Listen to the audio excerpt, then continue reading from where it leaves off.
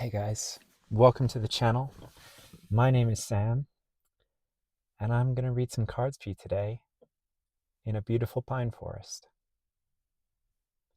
Set the intention that this is for your highest good and mine. So we'll see what comes through for our mutual benefit and for the highest good of all. I have 3 decks. We'll see what we end up using, but the first off is the 78 Tarot Astral Tarot in space. So this is kind of aliens and other astral stuff themed. So we'll see what wants to come through for you. I'm so glad you're here.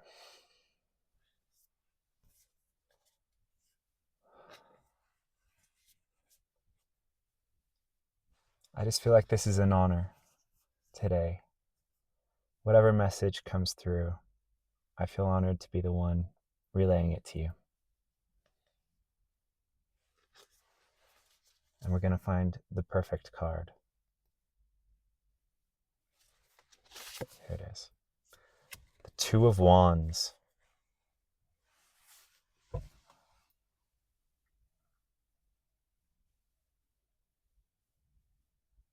Okay, wanting a little bit of a spread. So we'll keep that in mind as a starting energy. 2 of Wands. What else?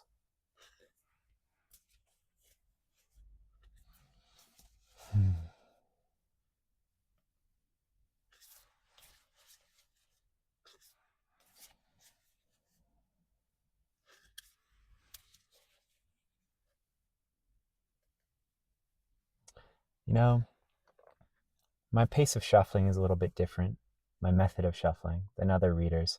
So my hope is that during this time, you just tune in yourself, slow down yourself, and maybe watch your own breath and see what comes up for you. Use this as much as an exercise of your own intuition, as one where you are, I don't want to say relying on someone else's, but tuning in to hear messages that you may not be able to bring through for yourself.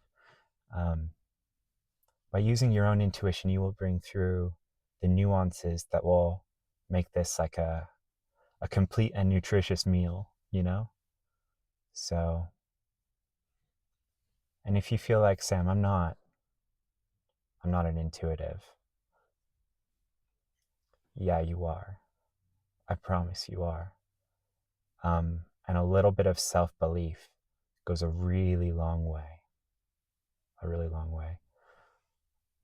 I don't know why I'm just seeing, like, you know, when you're putting butter or like peanut butter on a piece of toast and you're like, this isn't going to be enough to cover the entire surface.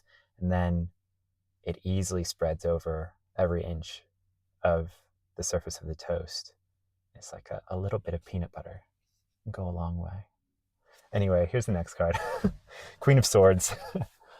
Talking about your own discernment. More cards. Yeah. 2 of Wands. Queen of Swords. Let's see what else.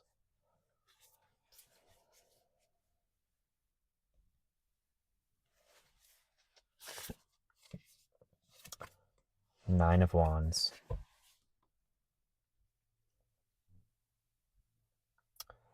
We've had a similar progression using this deck in a previous reading.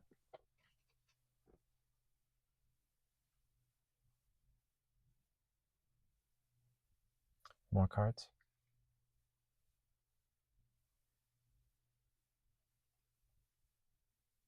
Okay, yeah, it's going to be different. Let's see. Let's see.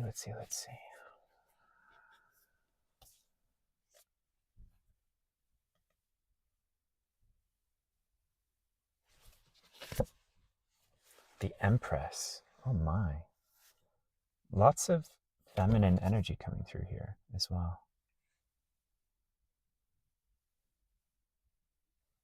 Okay, I'm getting this is the full spread. So,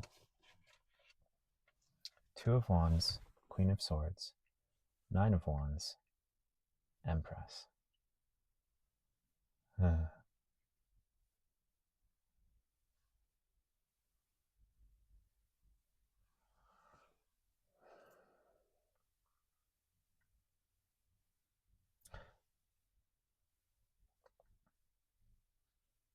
I feel like I'm talking to someone who identifies as feminine, or I'm talking to your feminine aspect. What we are talking about here is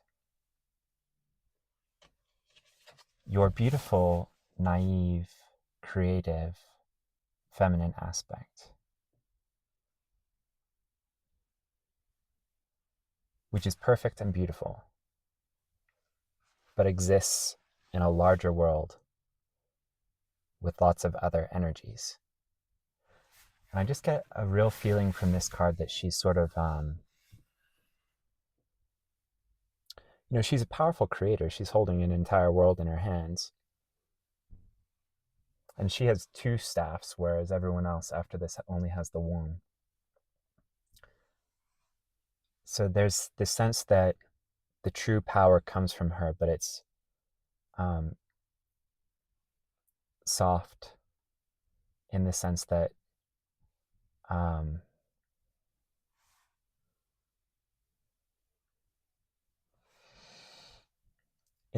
it's possibly a little bit childlike and naive.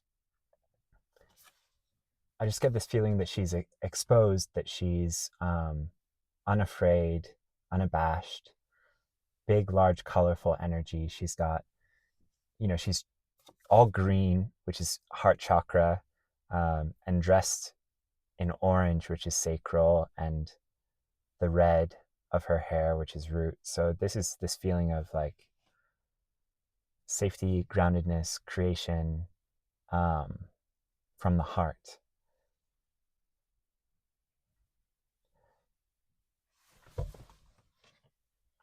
But like I said, this energy exists in a larger world.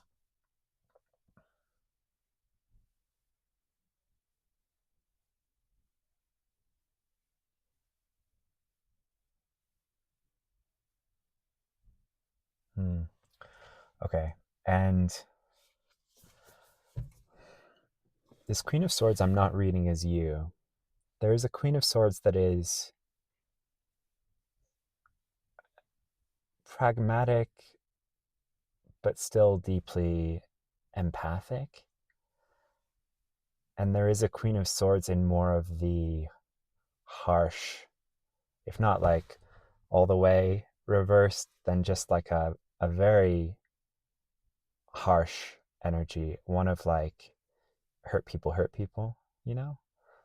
Of I just feel like this energy has been either shut down or protected in too many layers within you by this Queen of Swords element. And this is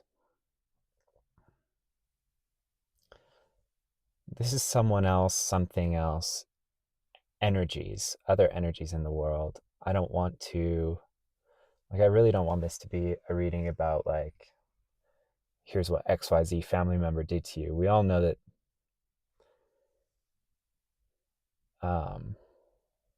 like if you hold this energy, it's likely that you incarnated into a family with a lot of these energies. Or just, this is to a degree our larger society. Even the feminine aspects that we're taught to embrace have to be very masculine oriented and very like hard nosed. But yeah, it's this energy that can't exist simultaneously. Not in their like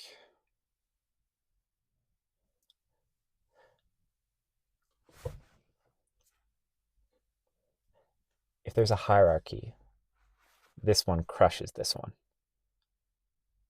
But what we need is for this energy to support this one, to protect its softness, but not in the cold way. You see where she's like turned away? It's a very cold Queen of Swords. And we need like a warm but protective Queen of Swords. That positive, feminine protection and discernment. It doesn't have to be judgmental, which is very much what I get from this. Just discerning of like, that is for me, that is not for me. I make this decision, and I routinely make decisions like this to keep myself safe out of self-respect, right? And that's very different than saying, that's right, that's wrong. Stay away. Like the resistance that comes with ideas like that.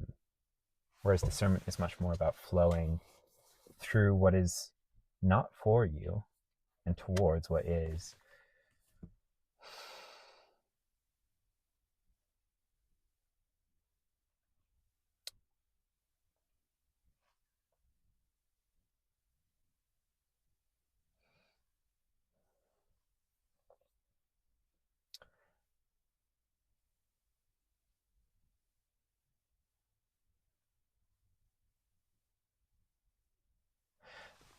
So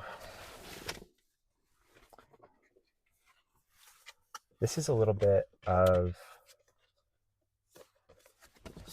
like what we have here is a progression from this soft energy that's been altered by this Queen of Swords energy into one that is this I'm peeking over this Nine of Swords, or this Nine of Wands.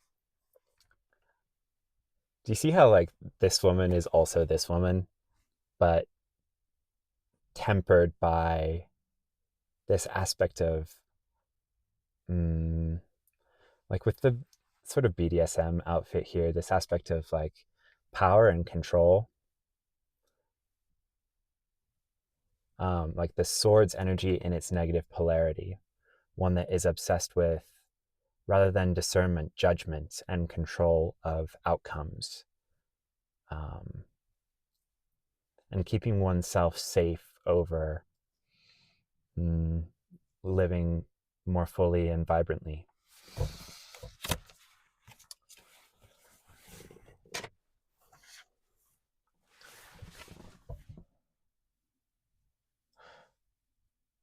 So yeah, like I was saying with the it's this hierarchy, this power dynamic of this being the decider and this always being crushed or put down, right?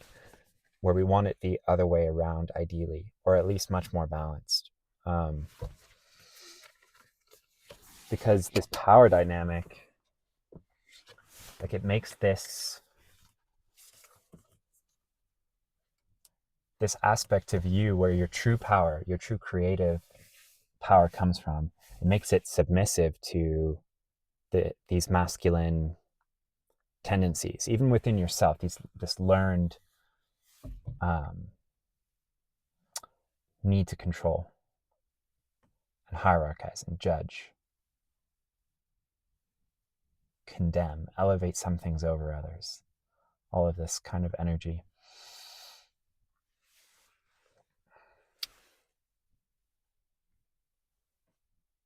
But you know, to the same degree that this, you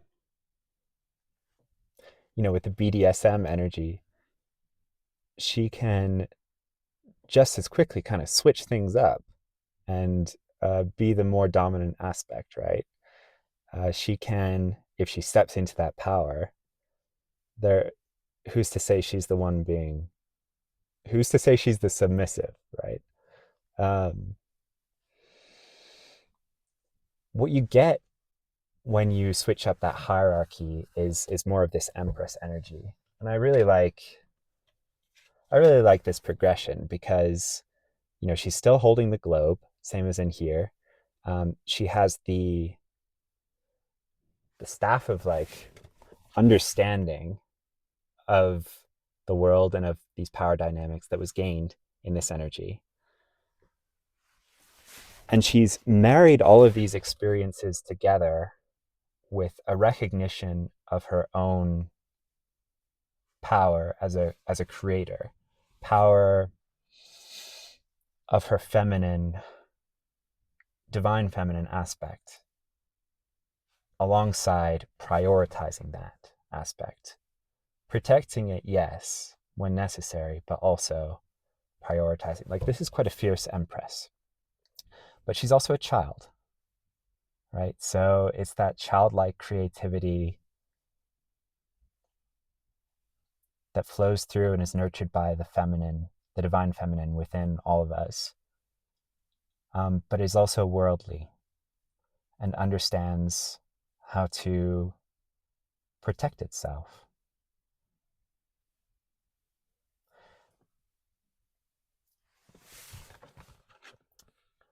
There can be advice in here for you, but I think there's also a degree of recognition for a path that you've trodden, one that has taught you a lot of contrasting energies, and has taught you that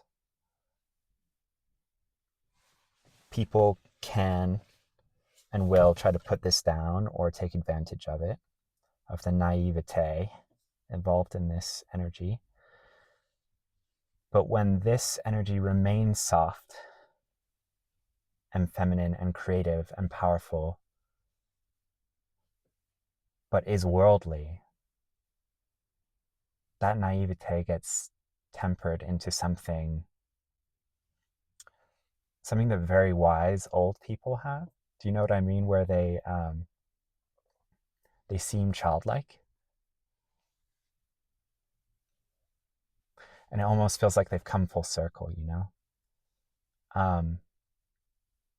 But in a way, that's what the path of wisdom is. It's bringing us back to that childlike innocence and pure state of the creator. But with the wisdom of age to be able to also protect that aspect, to safeguard it.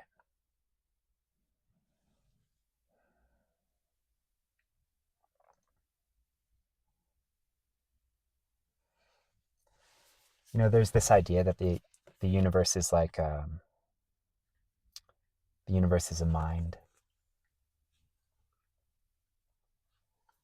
and that it matters what thoughts we put out into the all mind, and that the wise understand this and become more like the nature of God, the universe itself, right? Which is more childlike. And I think I'm not suggesting this idea because it's just like a shower thought. Take it as that. I'm not suggesting this idea as veridical truth. But what I am saying is you start thinking about your own thoughts and the way that they impact the universe differently when you think about, what if the entire universe is a mind? And what if the entire universe is the mind of a child?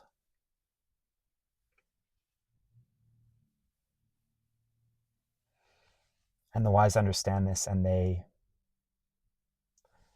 use their more masculine aspect and their sword's energy, like their discernment, to protect the child, to protect the universe. What if God, rather than being this masculine, all-powerful creator being, is a child that has created all of these energies to protect it and to play with it?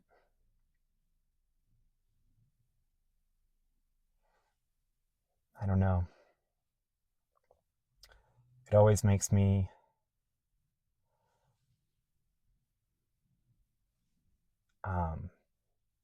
like a little bit sad, if I'm honest, but also reverent of the universe, and understanding of my role as a protector of this sacred energy within me and within the universe. and how the quality of my thoughts really matters. Yeah. If each of your thoughts were being thought into the mind of a child, how would that change what you think about? Anyway, okay, let's see what else. Mystical Tarot of the Saints. Yeah, okay. Let's see what wants to come out of here.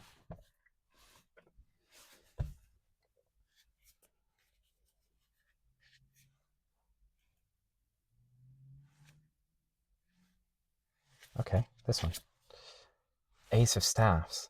I was just watching a video today about Leonardo da Vinci, and this is this deck is so odd. It's all kinds of like Renaissance imagery imposed on saints, imposed on. There's like some occult stuff in here too, but that's one of the reasons I like it. It's bizarre. So this is the Ace of Staffs, or the Ace of Wands.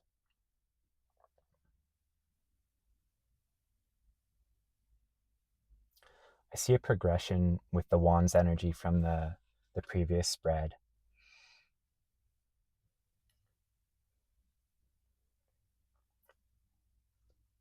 I mean, culminating in this almost.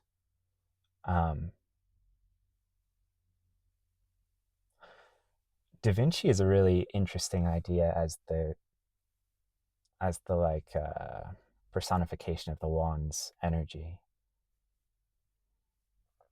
He was passionate about so many things. I'm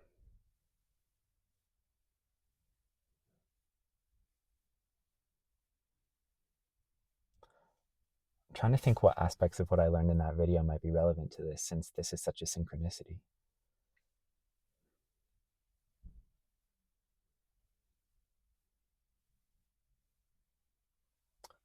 Okay, yeah. So I think a large part of this video that I watched was about how Leonardo adapted, like one of the most radical things he did in, I mean, he was radical in so many ways, but in painting,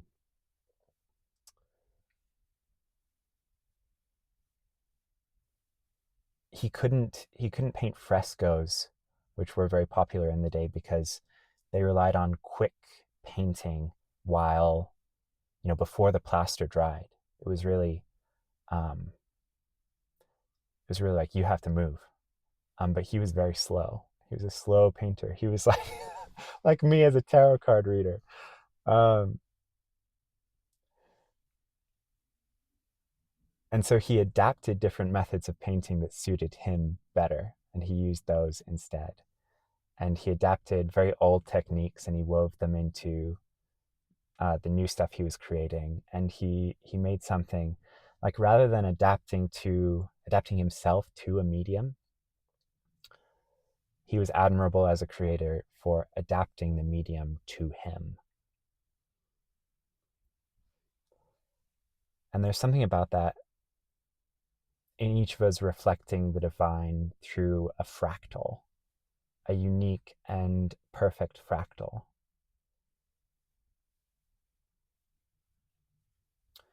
It's the truest act of reverence for God, for the universe, for source, for spirit, to do something in that authentic fashion. And it's the correct order. Not to try to adapt to a medium, to do what everyone else is doing, but if you're going into that medium,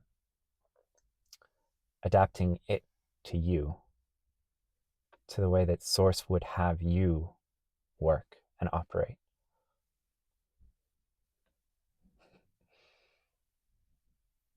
And recognition of that. There's something about this, your honoring of your divine feminine aspect and working from that receptive, creative place over the more logical, judgmental, overly discerning Queen of Swords that helps you to step into this Leonardo energy. It might make you, by other people's standards, a real oddball.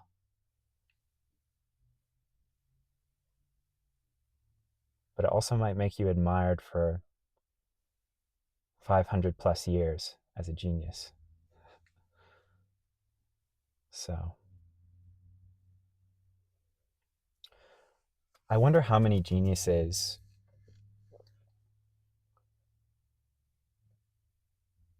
the world gets deprived of just because they don't indulge their own uniqueness.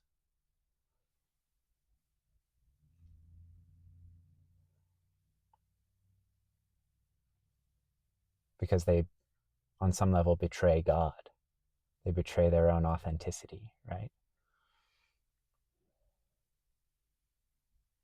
That sounds really harsh. I don't mean it like that. I just mean like each of our individual choices to be uniquely ourselves add up,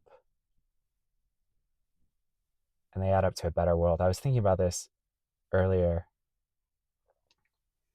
about how the people around me don't tend to understand that in seeking to improve myself, I do the most to improve the world.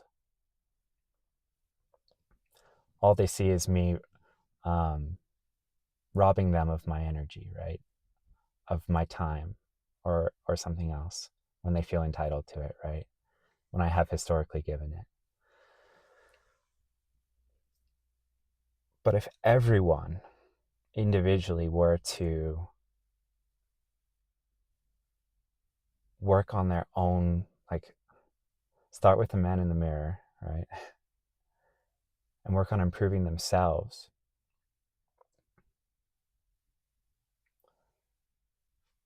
I'm just hearing what a wonderful world this would be, right? That's how we sort all of it out, is by individually working on our own stuff.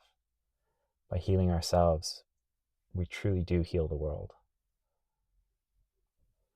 And by shining our light, we inspire so many. When we shine our light, our authentic light, we shine the light of God. And we can channel through us a lot of very, very interesting stuff that might be very far ahead of its time.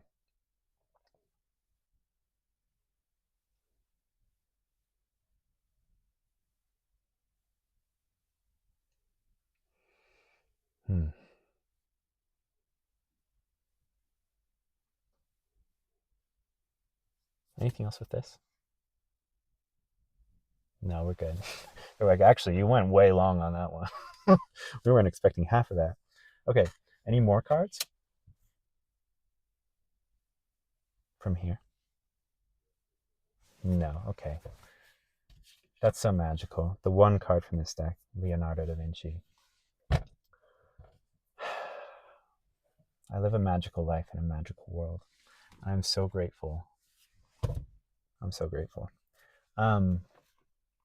Intuition Oracle?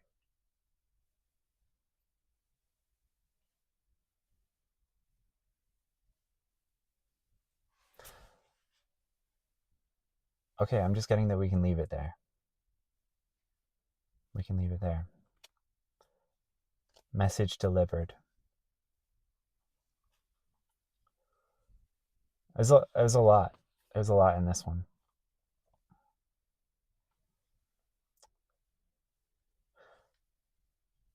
I think I would just summarize it as your journey is really important.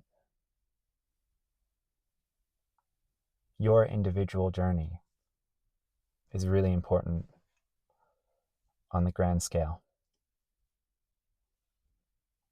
Not just for your soul, but for all of ours.